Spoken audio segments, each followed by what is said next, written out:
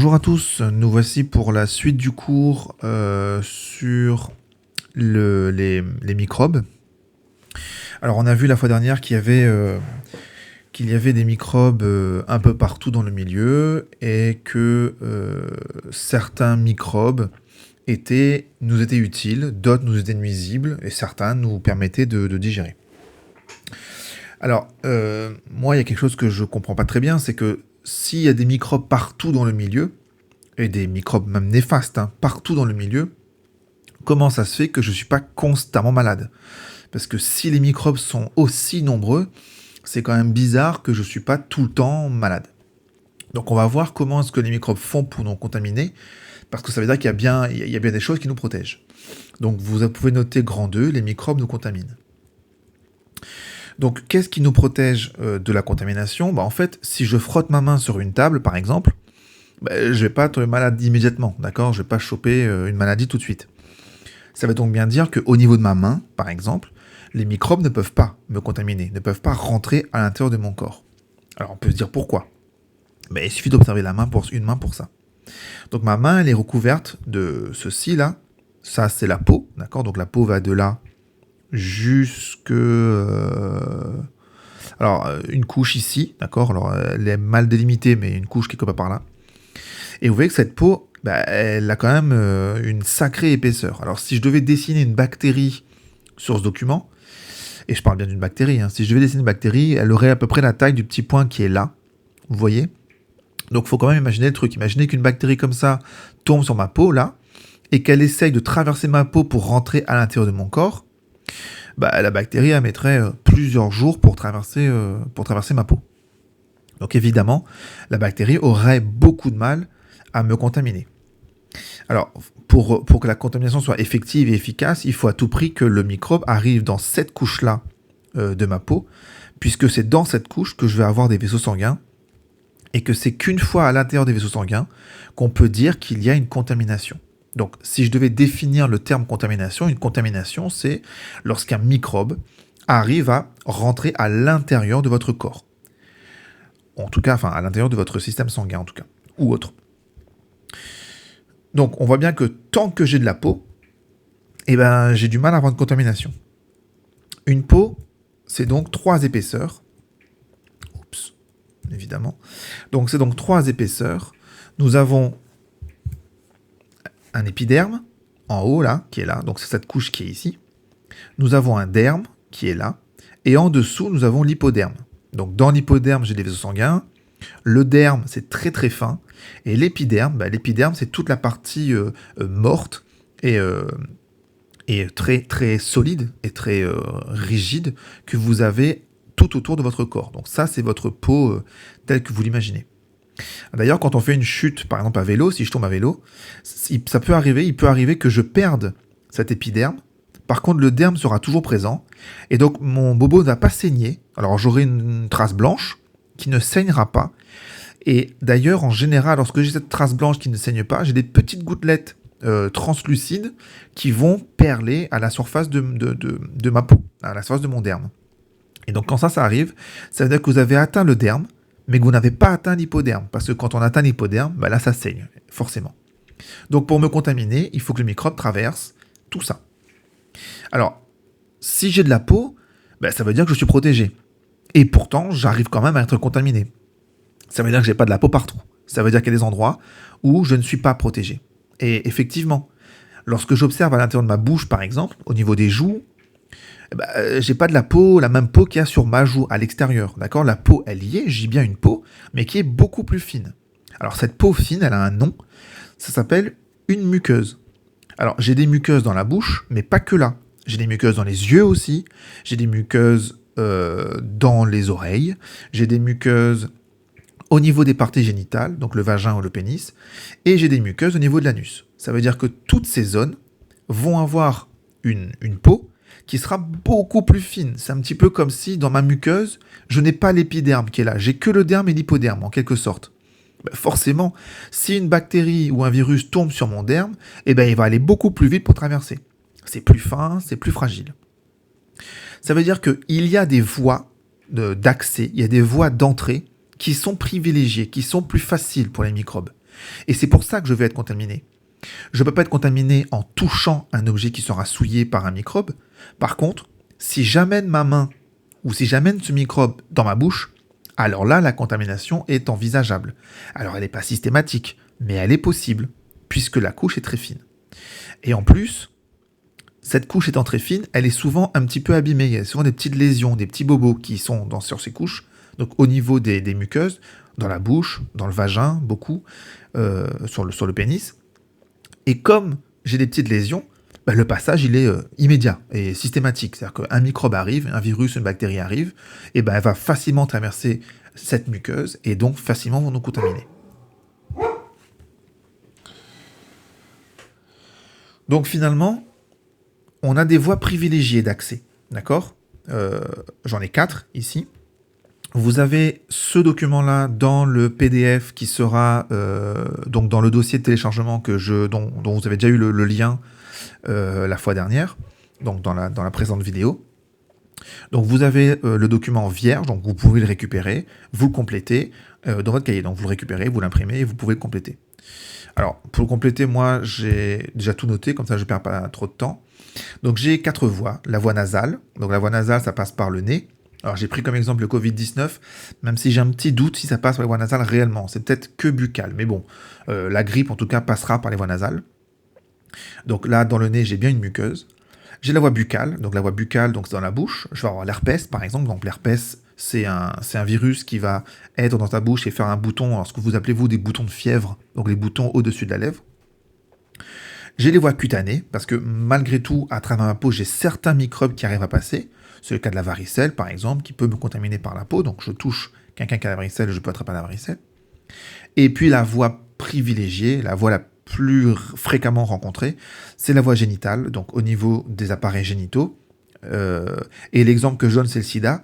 Alors je parle du sida parce que c'est l'un des exemples les plus connus, mais c'est pas le plus fréquent, d'accord ? Il y a beaucoup d'autres maladies qu'on peut attraper par les voies génitales, la syphilis, et beaucoup d'autres.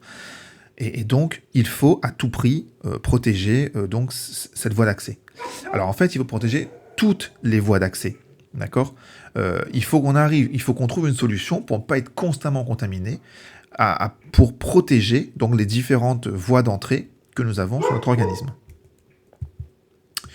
En bilan, on peut écrire que la peau et les muqueuses constituent des barrières protectrices contre les micro-organismes. Certains microbes arrivent à les franchir, c'est la contamination. Ils se transmettent d'un individu à l'autre, selon le cas, par l'air, par l'eau, les objets, le sang ou les rapports sexuels. Ah oui, d'ailleurs je vous ai pas dit ça, par le sang, on va revenir sur le schéma de tout à l'heure. Évidemment, si j'ai un moustique, par exemple, imaginez le moustique qui est là, et il va me piquer la peau, donc ça traverse ma peau et il va arriver jusqu'au sang, puisque le moustique se nourrit du sang qui est ici. Évidemment, si le moustique contient un microbe, ce microbe va se retrouver dans mon sang. C'est le cas de la dengue, c'est le cas de chikungunya. Donc il y a bien des maladies qui vont être transmises au niveau de la peau quand même. Hein. Si j'ai une lésion, imaginez que j'ai une grande blessure là. Ici, là, je me suis taillé la peau avec un couteau par exemple, ou une épine de rose, pourquoi pas. Tiens, on va reparler d'une maladie qu'on a déjà vue. Évidemment, si je me coupe la peau avec une épine de rose et que ça saigne, j'arrive jusqu'au sang. Mais si j'arrive jusqu'au sang, ça veut dire que les microbes qui sont là, ils vont aussi arriver jusqu'au sang. Donc forcément, je serai contaminé. Hop. Donc, en définition, on peut noter que la contamination, c'est l'entrée des microbes dans le corps.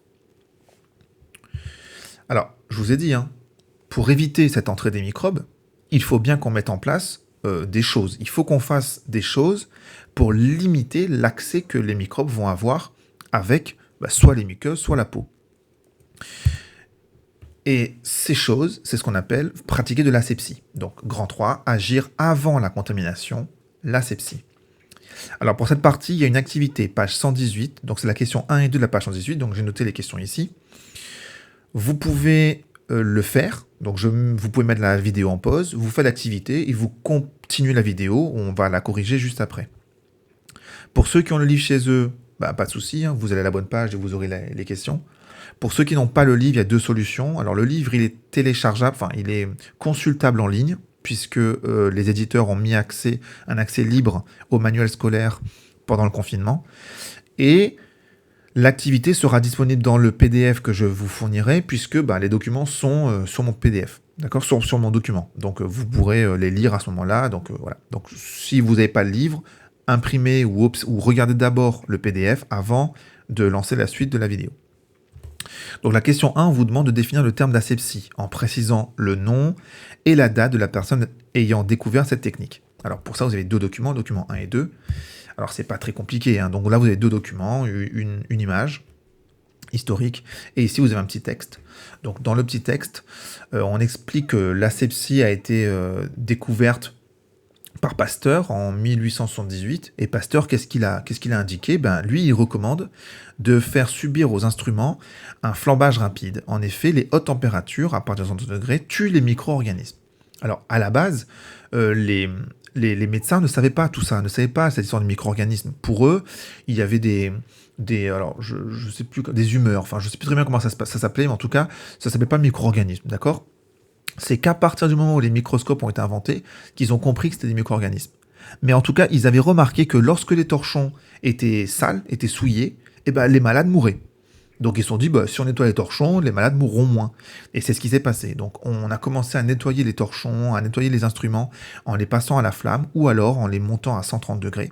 Et c'est qu'à partir du moment où on a commencé à faire cette chose, cette action-là, le fait de mettre à 130 degrés les instruments et les vêtements, que les malades mouraient beaucoup moins suite au traitement.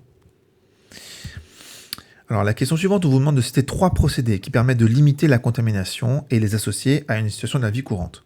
Pour ça, vous avez le document 1 à 4. Donc dans le document 1, déjà, vous aviez déjà la première solution, c'était faire subir aux instruments un flambage rapide, en effet, les hautes températures, donc monter à haute température. Et vous avez 2 autres documents, donc le document 3 et le document 4. Donc sur le document 3, alors c'est une expérience, le document 3, on voit là. Hein. On a 2 boîtes, donc ça veut dire qu'il y a deux parties. Hein. Donc on peut lire ici qu'un élève a posé 3 doigts dans 2 boîtes de pétri contenant un milieu favorable au développement des bactéries selon les conditions A et B. Les conditions A et B, c'est quoi ? La condition A, c'est l'élève a lavé ses doigts. La condition B, l'élève n'a pas lavé ses doigts à la condition A. La condition B, l'élève a lavé ses doigts avec du savon. Qu'est-ce qu'on remarque ? Si l'élève ne lave pas ses doigts, on va avoir un développement de micro-organismes. Si l'élève lave ses doigts, on n'aura pas de développement de micro-organismes. Alors quand on dit lave ses doigts, c'est avec du savon. Donc évidemment, cette expérience fait écho aux préconisations qu'on vous demande d'appliquer pendant cette période de confinement. On vous demande de vous laver les mains et on n'arrête pas de dire aux actualités que se laver les mains, c'est aussi efficace, se laver les mains avec du savon, c'est aussi efficace que d'utiliser un gel hydroalcoolique, c'est les gels à base d'alcool qui vont tuer les microbes. Et on le voit bien là, hein, un enfant qui se lave les mains en savon n'a plus de microbes sur ses mains, alors qu'un enfant qui ne lave pas ses mains au savon aura des microbes sur ses mains. Donc, dans le cas du Covid-19, on vous demande de vous laver les mains, c'est pas par hasard, c'est parce que ce virus peut être présent à la surface de votre main, ça c'est tout à fait possible. Par contre, à partir du moment où vous aurez lavé vos mains avec le savon, le virus va disparaître. Et du coup, même si vous amenez vos mains vers une muqueuse, votre bouche, vos yeux par exemple, ou votre nez, vous n'avez aucun risque de contamination. Donc c'est vachement important de se laver les mains. Alors le document ici, on parle de ce qui se passe dans les hôpitaux actuellement. Donc dans les hôpitaux, qu'est-ce qui est écrit ? On écrit que la stérilisation des instruments se fait dans des enceintes hermétiques portées à haute température, donc 160 degrés. Donc là, vous voyez que la température a beaucoup augmenté. Ensuite, le port d'accessoires stériles permet d'éviter la contamination du patient. Donc stérile, ça veut dire quand c'est stérile, ça veut dire qu'il n'y a plus aucun être vivant dessus, c'est-à-dire que tout le monde est mort. D'accord ? On va tuer tout ce qui existe sur l'instrument. Donc l'asepsie qui est là, vous voyez que c'est efficace. C'est-à-dire que s'il n'y a plus aucun être vivant, si mon instrument devient stérile, évidemment, je ne peux plus avoir de microbes dessus. Et si j'ai plus de microbes dessus, évidemment, je ne pourrai pas contaminer parce que même si j'ouvre la peau avec un scalpel, même si je fais une opération par exemple, si j'ai pas de microbes, il ne peut pas y avoir de contamination. Donc ça, c'est appliqué dans les blocs opératoires, à l'hôpital, pour préparer les instruments avant les opérations. Donc en bilan, on peut dire qu'aujourd'hui dans les hôpitaux, le personnel pratique l'asepsie. Le personnel se lave les mains, se lave systématiquement les mains avant de toucher un malade, et tous les outils et l'eau sont chauffés à plus de 130 degrés. Alors c'est 160 finalement, hein, ce qui les rend stériles. Il n'y a plus de micro-organismes vivants. L'asepsie détruit les microbes présents dans le milieu, ce qui limite la contamination et l'infection des malades. Donc c'est indispensable, ça va vraiment limiter la contamination, d'accord ? Ça va vraiment limiter qu'une maladie puisse se répandre dans la population. Alors, on ne peut pas toujours faire de l'asepsie, d'accord ? Je ne peux pas tout stériliser, il y a des choses que je ne peux pas stériliser. Et dans ces cas-là, on a trouvé d'autres méthodes, d'autres techniques. Le fait de mettre des gants, par exemple, c'est faire de l'asepsie. C'est-à-dire que si le microbe qui est sur ma main ne va pas sur les aliments, quand on met des gants dans le milieu, j'allais dire hospitalier, mais dans le milieu, à la cantine, par exemple, dans le milieu de la restauration, voilà. Donc si je mets des gants, les microbes que j'ai sur ma main, même si mes mains ne sont pas propres, ils n'iront pas dans l'aliment. Donc ça, c'est aussi faire de l'asepsie. Lorsque je mets un préservatif, forcément, je mets une barrière supplémentaire entre les microbes du monsieur et les microbes de la malade et de la madame. Donc forcément, si j'ai plus de relation, si les microbes ne peuvent pas traverser vers l'un ou vers l'autre, évidemment, je limite totalement la contamination. Et donc, je fais de l'asepsie. Donc, le fait de mettre un préservatif, c'est faire de l'asepsie. Donc, l'utilisation du préservatif permet de lutter contre la contamination par les agents des IST. Alors, une IST, c'est une infection sexuellement transmissible, et notamment celui du sida. C'est pas les seuls, d'accord ? Il y en a beaucoup d'autres.